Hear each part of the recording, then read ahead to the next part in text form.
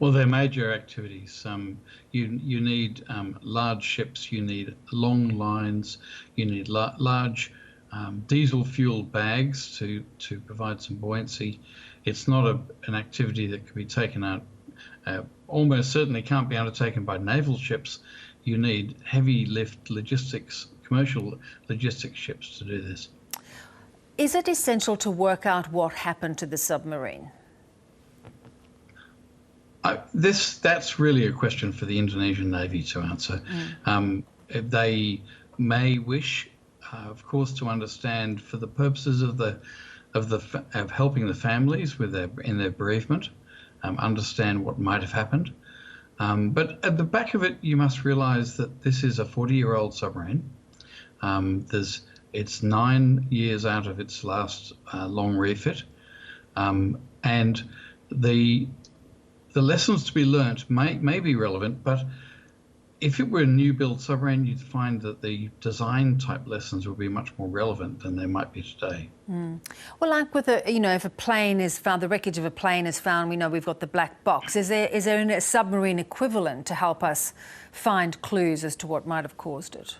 Other than old age, as you point out. No, interesting. There's no black box or blue box, you might even call it. There are some that have been developed for voice recording that are water resistant, but not usually to the full depths that you'd be talking about here. But submarines do have recording systems. It's whether or not you've actually got it going at the time that you've recognised that an incident was occurring. And this may not have been the case here. The Indonesian Navy Chief of Staff has already declared that this was caused by natural factors rather than human error. How can he be sure at this point? It's a very interesting question.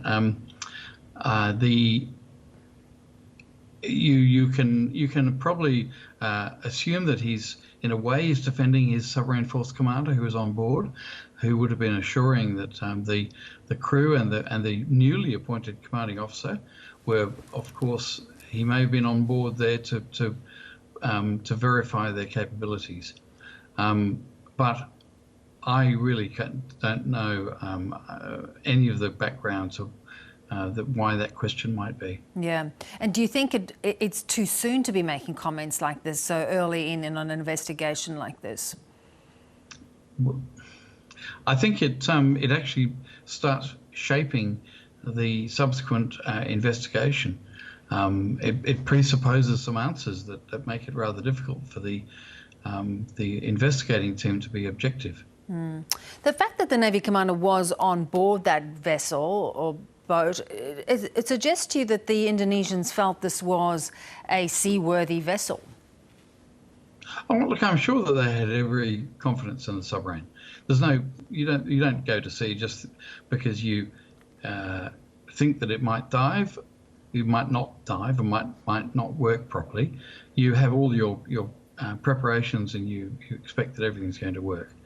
When the Australian submarine Deshaino suffered an accident at some depth where there was a hose that burst, it was the training, it was the skills, and it was the systems on board that allowed that submarine to recover.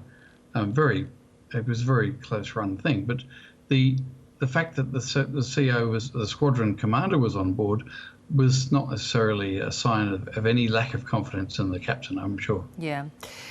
It's a difficult question to ask you, though, Frank, because I think, of course, the way it has been found, it sunk to depths way lower than it was, it was meant to function. Do you think this would have happened quickly? And for the submariners, it would not have been a lingering end? Oh, I'm sure the end was very quick. There may have been some time. It would seem that there's some flooding has occurred, some not gentle, but flooding that became uncontrollable, because already we've seen some of the escape suits one of the escape suits has been removed from its packaging, which suggests that they were aware there was some problem. But it's not necessarily meaning that there was a long time for this to happen. Frank Owen, appreciate you joining us. Thanks so much. Thank you, Beverly.